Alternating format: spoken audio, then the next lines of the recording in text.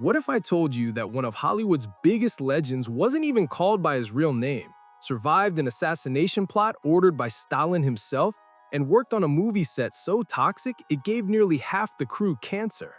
John Wayne's life was stranger than any Western he ever starred in, and the secrets behind the Duke's iconic persona might completely change how you see this American icon. Marion Robert Morrison. That's the name on his birth certificate from 1907. Not exactly the tough guy moniker that would strike fear into outlaws and command respect across the silver screen. But here's where it gets interesting. Wayne didn't even pick his famous stage name. He had no say in becoming John Wayne at all. As a kid, he went by Duke, a nickname he got from his Airedale Terrier. The family called the dog Big Duke and young Marion Little Duke. When Hollywood came knocking, studio executives took one look at Duke Morrison and decided it sounded like a stuntman, not a leading man.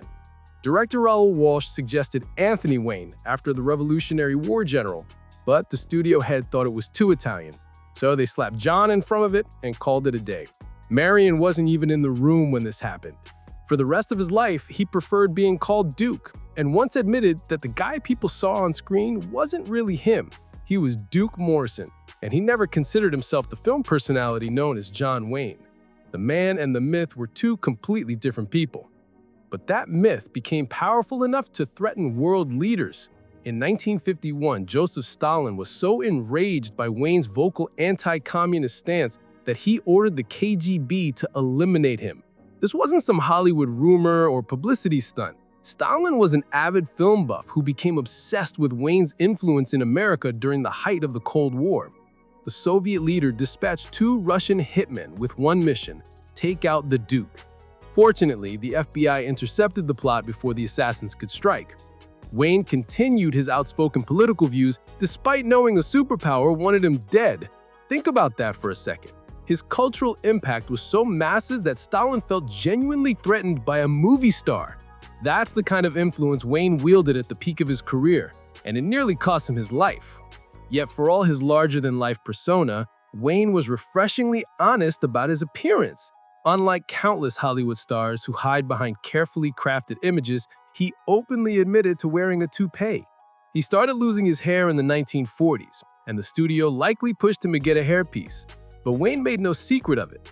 Around family and friends, he'd walk around completely bald. He had no problem being photographed without it. The best moment came in 1974 at Harvard University, when a student challenged him directly, asking where he got that phony toupee. Wayne's response was perfect. "It's not phony, it's real hair. Of course, it's not mine, but it's real." His honesty about something so many celebrities desperately concealed was actually ahead of its time. He understood that the image didn't define him, and he wasn't about to pretend otherwise. That confidence would be tested in ways no one could have imagined. In 1956, Wayne starred in what would become one of the most cursed films in Hollywood history, The Conqueror. The movie itself was bizarre enough, casting Wayne as Genghis Khan in what critics would later call one of the worst casting decisions ever made. But the real horror had nothing to do with the script. The film was shot near St. George, Utah, just 137 miles downwind from Nevada's nuclear test sites. The federal government assured everyone it was perfectly safe. They were catastrophically wrong. 11 atomic bomb explosions had detonated in the area the year before, including 2 dirty bombs that left lingering radiation. The cast and crew spent weeks filming in contaminated sand and dust. Of the 220 people who worked on that movie, 91 eventually developed cancer. 46 of them died from it, including Wayne's own 2 sons who visited the set. Wayne himself was diagnosed with lung cancer in 1964, losing a lung and 4 ribs in surgery. He would later develop stomach cancer that ultimately took his life in 1979 at age 72. Interestingly, Wayne dismissed what people called the curse of the Conqueror. He believed his 6-pack-a-day smoking habit caused his cancer, not the radiation. The truth was probably both. But the numbers don't lie. Nearly half the people on that set got cancer, a rate far beyond statistical coincidence. When Wayne faced his diagnosis, he did something revolutionary for the time. Hollywood executives told him to keep his cancer secret, fearing it would destroy his tough guy image and end his career. Instead, He held a bold press conference right in his living room after his surgery. He told reporters directly, "They told me to withhold my cancer operation from the public because it would hurt my image. Isn't there a good image in John Wayne beating cancer? Sure, I licked the big C." That was the only time his daughter Asa ever heard him use the word cancer out loud. Before Wayne, people didn't commonly call it the big C. He created that euphemism in that moment, and it entered popular culture permanently. Thousands of cancer patients wrote to him afterward, saying his courage gave them hope to fight their own battles. Even in facing death, Wayne influenced how an entire generation talked about disease. But here's something that might shake your image of the Duke even more. Everything you associate with John Wayne, that iconic swagger, the deliberate drawl, the signature squint, none of it was originally his. He copied it all from a stuntman named Yakima Canutt. Most stuntmen in Western films came from the rodeo circuit, and Canutt was a former rodeo world champion. He worked closely with Wayne throughout his career, and together, they revolutionized fight scenes in movies, making them more realistic and exciting than the stage punches audiences were used to. But Wayne studied Canutt's movements obsessively. That towering walk, the slow speech pattern, the way he narrowed his eyes, all pure Yakima Canutt. Wayne took those mannerisms and made them his own, creating the persona that defined American masculinity for decades. So, in reality, the John Wayne walk was actually the Yakima Canutt walk. The legend was built on borrowed swagger.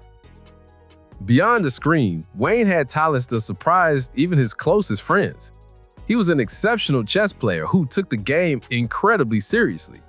He carried a miniature chessboard everywhere so he could play between filming scenes.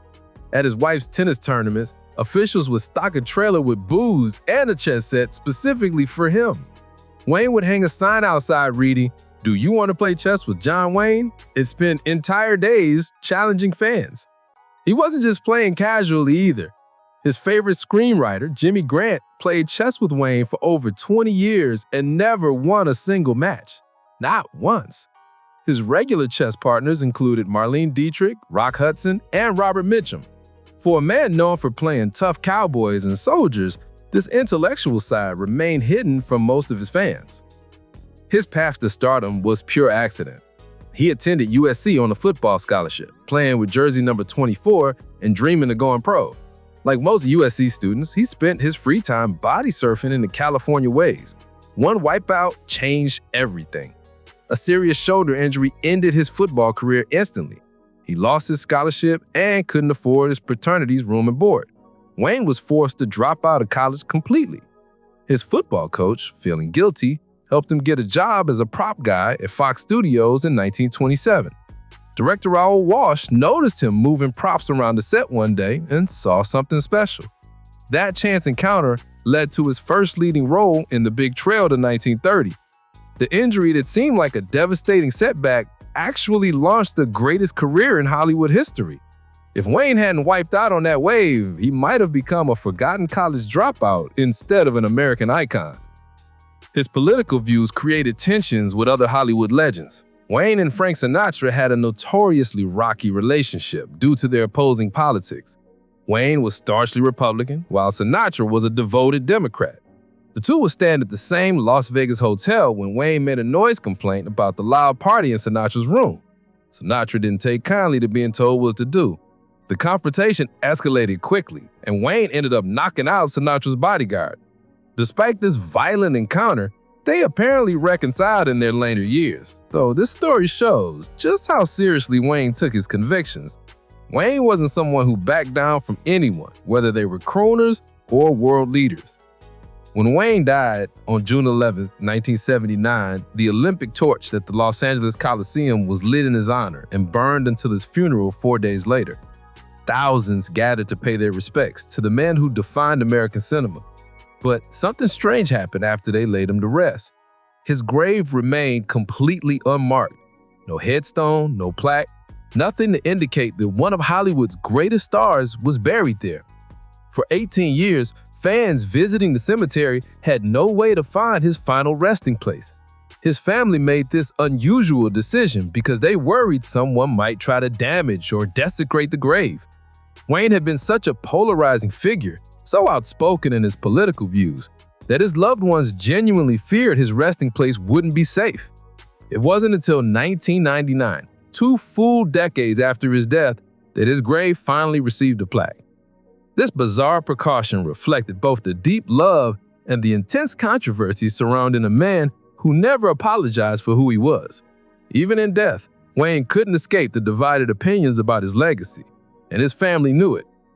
From surviving Stalin's assassination plot to filming on radioactive ground, from copying a stuntman's walk to beating opponents at chess, John Wayne's real life was far more complex and bizarre than any role he played.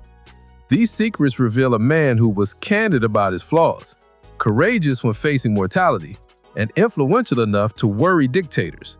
The Duke left us over 40 decades ago, but the gap between the legend and the man keeps widening the more we learn. He wasn't just an actor playing cowboys.